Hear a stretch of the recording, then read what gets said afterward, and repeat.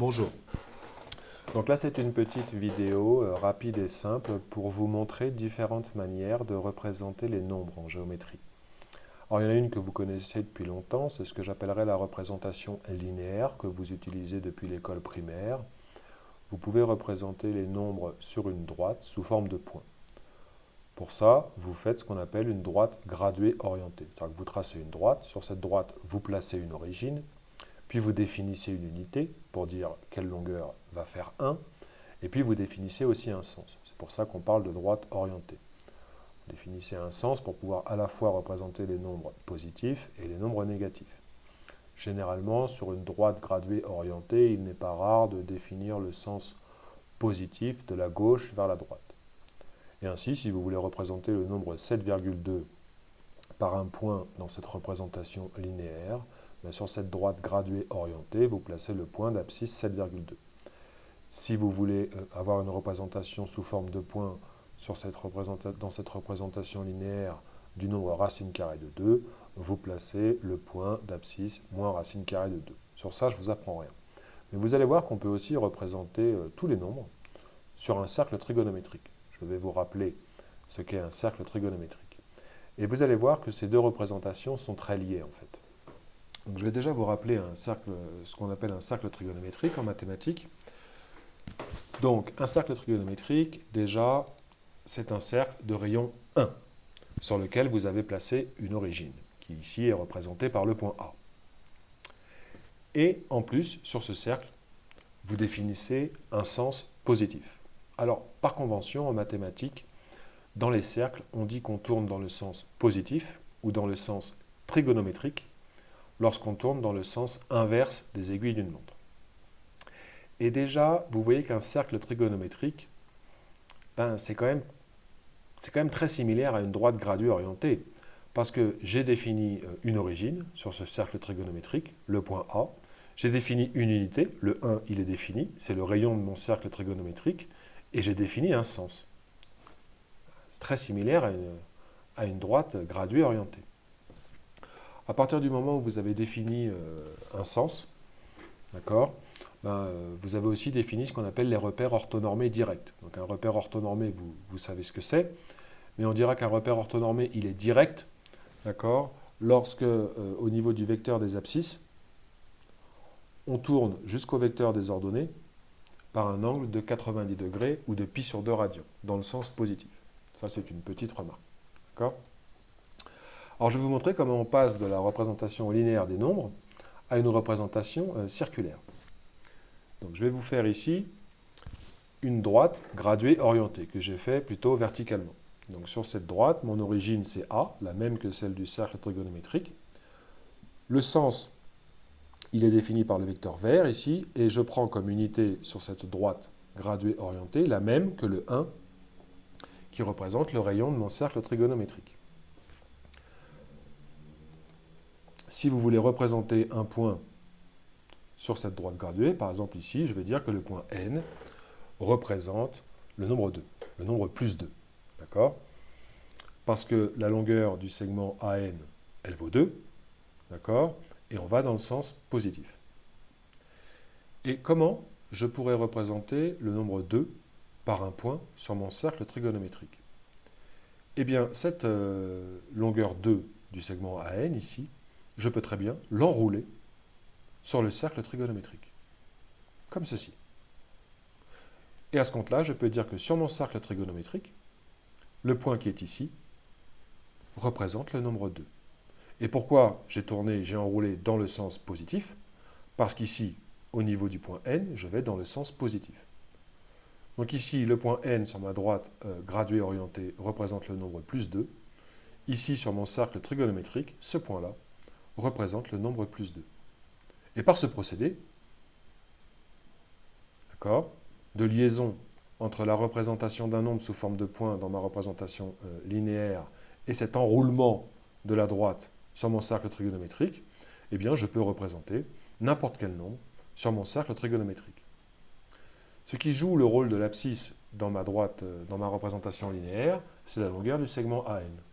Et bien ici, ce qui joue le rôle de l'abscisse quelque part dans ma représentation des nombres sous forme de points dans mon cercle trigonométrique, c'est la longueur de l'arc de cercle qui est ici.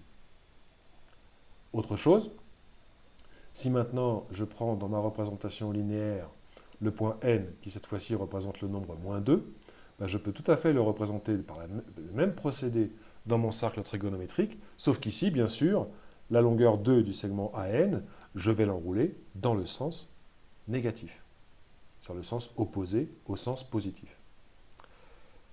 Alors,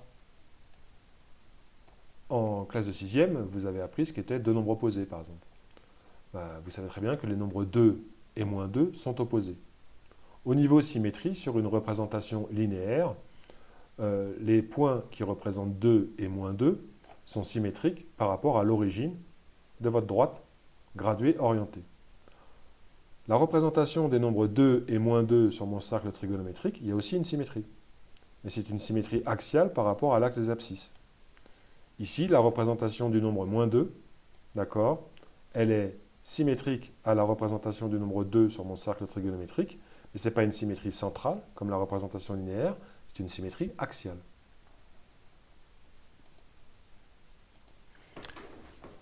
Au niveau angulaire, je peux aussi considérer que la représentation sous forme de points des nombres sur mon cercle trigonométrique, on peut aussi dire que c'est une représentation angulaire.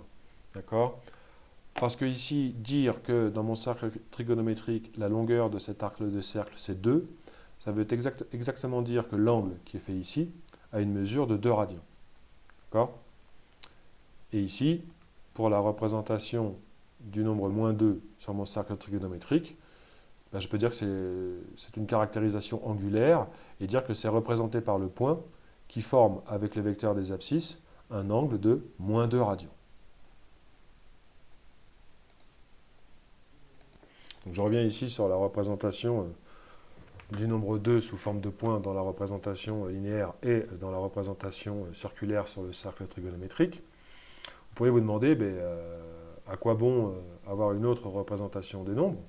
En l'occurrence circulaire, on en avait déjà une linéaire et puis ça marchait très bien. Oui, sauf que par exemple, une droite, vous ne pouvez en faire qu'une partie de sa représentation. Vous ne pouvez pas représenter toute la droite. Alors qu'un cercle trigonométrique, vous pouvez le tracer en entier. Il n'y a pas de problème. Donc, quelque part, j'ai une vision de tous mes nombres dans mon cercle trigonométrique, alors que je n'ai pas, physiquement, une vision de tous mes nombres dans la représentation linéaire, puisque je ne peux pas faire la droite de manière infinie. C'est éventuellement un avantage de cette représentation des nombres sur un cercle trigonométrique. Mais cette représentation des nombres sur un cercle trigonométrique, elle a quand même un petit problème. C'est-à-dire que, par exemple, ici, ce nombre-là, ce point sur le cercle trigonométrique, ça représente le nombre plus 2. Mais en fait, ce point, il ne va pas représenter que le nombre plus 2. D'accord ? Il va en représenter plein d'autres. Ce qui n'est pas le cas dans une représentation linéaire. Alors, je vais vous expliquer pourquoi. Et pour ça, je vais dézoomer un petit peu. D'accord ? Replacer ici. Je suis donc ici sur mon point sur ma représentation linéaire qui représente plus 2. Et son association sur le cercle trigonométrique, ici, ce point-là représente plus 2. Mais ici, si au niveau de mon point n, j'augmente de 2π, c'est-à-dire la longueur de mon cercle trigonométrique, puisqu'un cercle trigonométrique, c'est de rayon 1, donc son périmètre fait 2π, si j'augmente de 2π, mon point de départ ici, qui représentait 2, et le point ici augmenté, qui a une abscisse de 2 plus 2π, dans ma représentation linéaire, ils sont bien différents. Alors que dans ma représentation sur le cercle trigonométrique, les nombres 2 et 2 plus 2π, ils seront représentés par le même point. Autrement dit, un même point sur un cercle trigonométrique, ça représente une infinité de nombres. Mais pas n'importe quelle infinité de nombres. Parce que par exemple, si ce point, il représente 2, quels sont les autres nombres qu'il va représenter ? 2 plus 2π, 2 plus 4π, 2 plus 6π, 2 moins 2π, 2 moins 4π. Parce que bien sûr, ici, si je suis à 2, d'accord, mais que je descends de 2π, je reviens sur le même point qui représentait 2. C'est-à-dire que voilà, ce nombre, il va représenter tous les nombres qui vont être de la forme 2 plus un multiple de 2π, d'accord, multiple au sens positif ou négatif. Ce qui permet de dire aussi, au niveau mesure d'angle en radian, que la mesure de cet angle en radian, je peux dire que c'est 2, Mais je peux dire aussi que c'est 2 plus 2pi. Je peux dire aussi que c'est 2 plus 4pi. Je peux dire que c'est 2 moins 2pi, 2 moins 4pi, 2 moins 6pi. Ça veut dire qu'une mesure d'angle en radian, d'accord, elle n'est pas unique. D'accord? On dit qu'elle est unique à 2pi près. Okay? Ça n'a rien à voir avec les radians parce que même en degrés, je pourrais très bien vous dire de construire un angle de 405 degrés. Comment vous feriez pour faire un angle de 405 degrés? Imaginez que vous ayez un rapporteur circulaire gradué de 0 à 360 degrés. Pour faire 405 degrés, vous feriez un tour pour rien, 360 degrés, puis vous compléteriez avec le complément de 360 à 405, c'est-à-dire 45 degrés. Donc ça, c'est pas du tout incohérent de dire de vous demander de tracer un angle de 405 degrés, mais ça revient à faire un angle de 45 degrés. D'accord?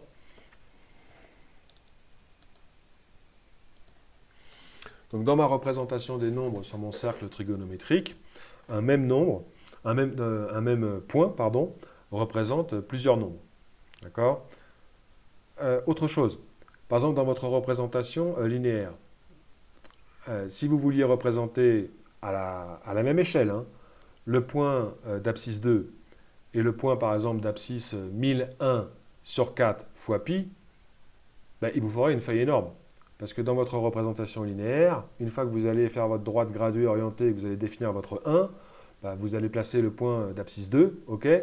Mais pour aller placer le point d'abscisse 1001 sur 4 fois pi à la même échelle dans cette représentation linéaire, ça va être très compliqué parce qu'en valeur absolue, 2 et 1001 sur 4 fois pi, ils sont trop éloignés. Alors que dans la représentation circulaire, j'ai aucun problème pour représenter à la même échelle le point qui correspond à plus 2 et le point qui correspond à 1001 fois pi sur 4. Le point qui correspond à 2 dans mon cercle trigonométrique, vous l'avez ici, d'accord? Et si vous voulez faire le point qui correspond à 1001 pi sur 4, que je vais écrire ici, 1001 pi sur 4, sur une représentation linéaire, vous ne pourriez pas le faire à la même échelle parce que 1001 sur 4, c'est pas loin de 250, 250 fois pi, vous seriez dans les 700, vous ne pouvez pas le faire à la même échelle. Alors que si vous voulez représenter ce nombre par un point dans votre cercle trigonométrique, il suffit de regarder combien de tours de cercle vous faites pour rien au départ. Alors par exemple, ici, le 1001, je vais le décomposer en 1000 plus 1. C'est-à-dire que ça, je peux dire que c'est 1000 sur 4 fois pi, plus 1 fois pi sur 4. Alors excusez-moi, pardon. Pour que ça soit peut-être plus clair, le 1001 pi sur 4, je vais vous l'écrire déjà comme ça. 1001 sur 4 fois pi, enfin je ne sais pas si d'ailleurs ça sera plus clair. Et le 1001, je le vois comme 1000 plus 1, c'est-à-dire qu'ici j'arrive à 1000 sur 4 fois pi, plus 1 fois pi sur 4, c'est-à-dire pi sur 4. Et pourquoi j'ai fait ça? Parce que vous voyez, 1000 sur 4, c'est égal à 250.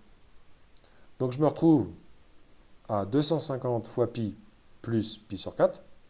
Et 250, c'est un multiple de 2. C'est 125 fois 2. Donc c'est 125. 250 fois pi, je peux le voir comme 125 fois 2pi.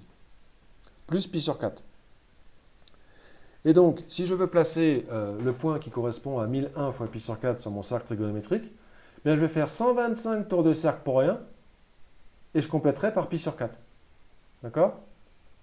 C'est-à-dire qu'ici, je vais partir à 125. En fait, je m'aperçois que donc, finalement, j'ai qu'à placer le point qui correspond dans mon cercle trigonométrique à 1001 fois pi sur 4. C'est le même point qui représentera pi sur 4. Et donc là, je n'ai aucun problème à représenter pi sur 4 et 2 dans mon cercle trigonométrique, d'accord, à la même échelle. Et ça veut aussi dire que, par exemple, si vous avez une mesure d'angle en radian égale à 1001 fois pi sur 4, eh bien ça correspond à la même mesure d'angle en radian que pi sur 4.